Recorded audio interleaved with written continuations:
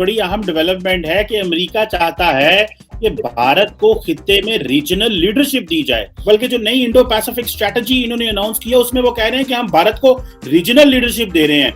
India तो बहुत बड़ी पॉपुलेशन वाइज भी और रकबे के हिसाब से भी तो बहुत बड़ा मुल्क है। ये जो यूएस के इंडियन एम्बेसडर हैं यहाँ पे संधू साहब, वो यूएस नेवल एकेडमी विजिट करके जो उनके पुराने इंडियन डिसेंट के लोग हैं उनसे राब्ते कर रहे हैं।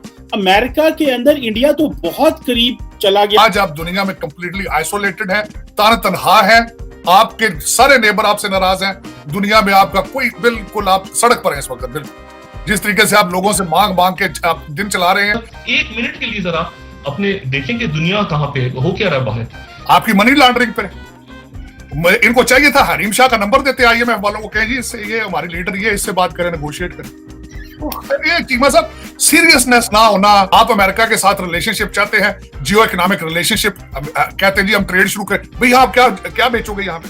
अच्छा, एक वो तारड़ साहब कह रहे हैं इंडिया को खित्ते में रोल देना है, दूसरा वो कह रहे हैं कि इंडिया के राइज को हमने और सपोर्ट करना है। नमस्कार, जय हिंद, वंदे मातरम। दोस्तों, आप देख रहे हैं वर्ल्ड ऑफ न्यूज़। दोस्तों, अमेरिका ने हाल ही में एक रिपोर्ट जारी करी है जिसमें अमेरिका ने यह माना है कि साउथ एशिया में इंडिया एक लीडर है और अमेरिका इंडिया की लीडरशिप को स्वीकार करता है। और इतना ही नहीं, अमेरिका चाहता है कि इंडिया को एशिया में और बढ़ावा दिया जाए और रीजनल लीडर के रूप में आगे बढ़ाया जाए। इंडिया एक डेमोक्रेटिक कंट्री है, इसलिए अमेरिका नहीं चाहता है कि चाइना का रुतबा एशिया में बढ़े। अमेरिका चाहता है कि इंडियन ओशन में इंडिया जैसी साफ छवि और लोकतांत्रिक देश का ही बोलबाला हो। ये रिपोर्ट सुनकर पाकिस्तानियों का रोना छूट रहा है और अब वो मान रहे हैं कि उन्होंने कभी भीख मांगने के अलावा कुछ नहीं किया और आज पूरी दुनिया ने पाकिस्तान को अलग थलग कर दिया है।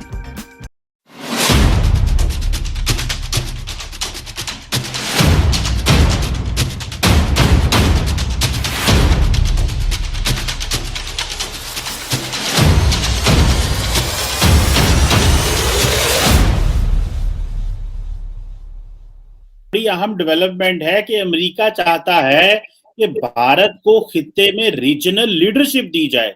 अच्छा, ये पाकिस्तान की आपको पता है कि एक शुरू से ये पॉलिसी रही है और हम ये कहते रहे हैं कि हम इंडिया को वो एक पैरिटी में देखना चाहते हैं। हम इंडिया का वो जो पुलिसमैन का रोल है खित्ते में वो बर्दाश्त नहीं करेंगे।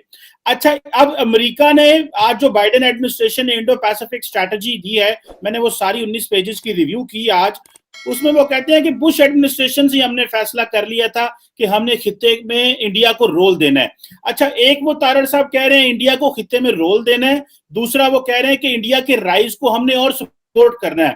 तारड़ साहब, यहाँ पे पाकिस्तान के लिए क्या चैलेंजेस हैं? अगर इंडिया को वो खित्ते में लीडरशिप रोल देगा तो हमारे लिए तो आर्म्स रेस हो सकती है, डायरेक्ट कोई मसाइल पैदा हो सकते हैं। आप इसको कैसे देखते हैं? हम फिर कंप्लीटली चाइना के ब्लॉक में चले जाएंगे या कोई प्रोटेस्ट करेंगे? कैसे समझते हैं आप इसको? देखिए, पाकिस्तान के अंदर कुछ अक्लमंद लोग अभी हैं, कुछ मौजूद हैं जो समझते हैं कि अमेरिका के साथ रिलेशनशिप भी होने चाहिए। ये जो यूएस के इंडियन एम्बेसडर हैं यहाँ पे संधू साहब, वो यूएस नेवल एकेडमी विजिट करके जो उनके पुराने इंडियन डिसेंट के लोग हैं उनसे राब्ते कर रहे हैं।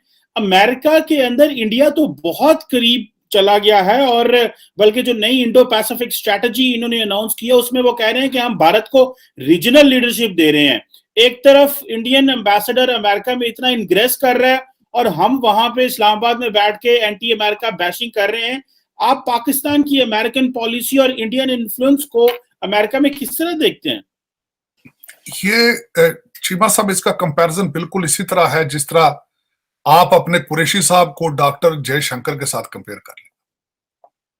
वो मुल्तान से आगे उनकी सोच नहीं है और डॉक्टर जयशंकर जो कि मेरा मकसद एक बहुत मंजे हुए डिप्लोमेट हैं, उनके फॉरेन विजिट जरा देख लें।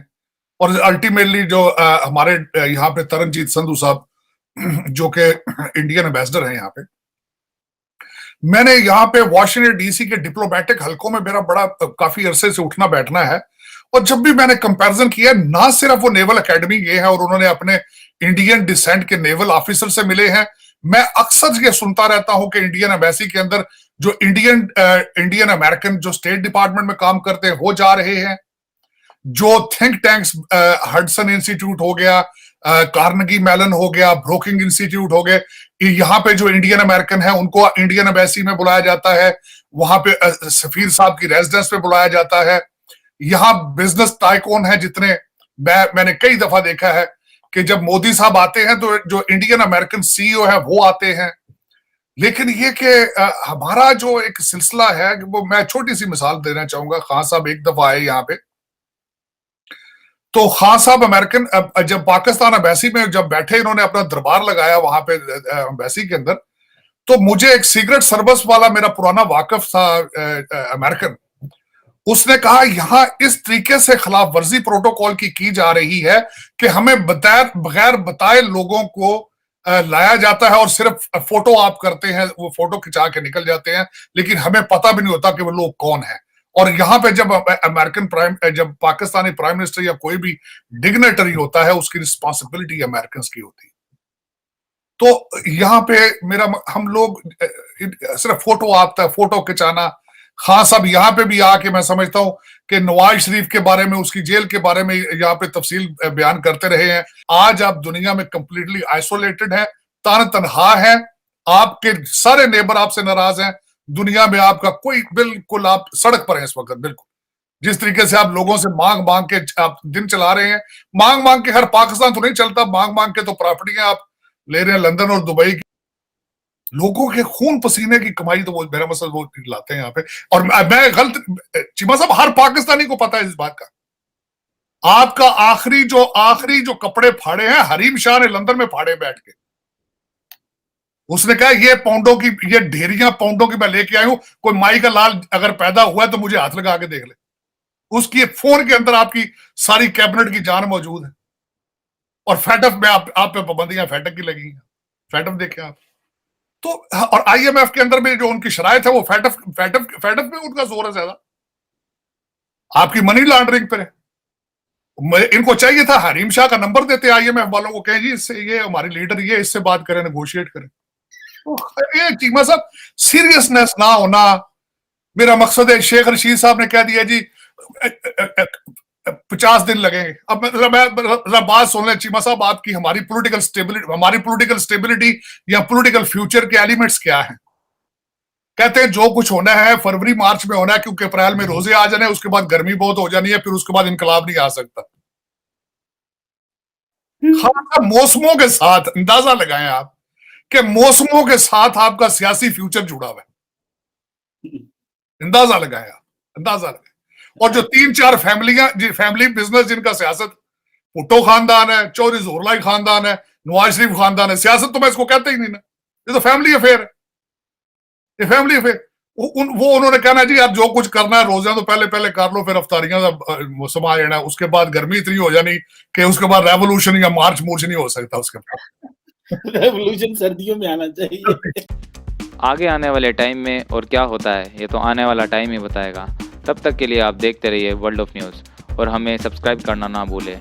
जय हिंद, वंदे मातरम।